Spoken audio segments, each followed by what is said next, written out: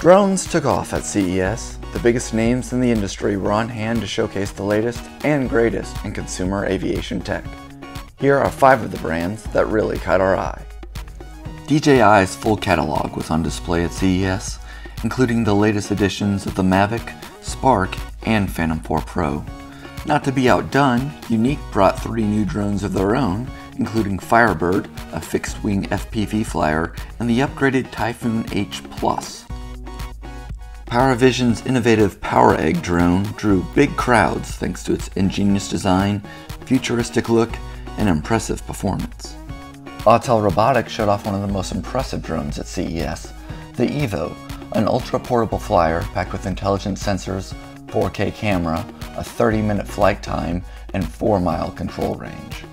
And finally, Epson's Moverio BT300 was by far our favorite FPV display. The heads-up view delivers an incredible first-person flight experience that allows you to inhabit 2 worlds at once. It even has an augmented reality application that lets you fly a virtual Mavic Pro.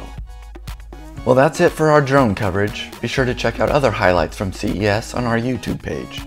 We'll see you next time.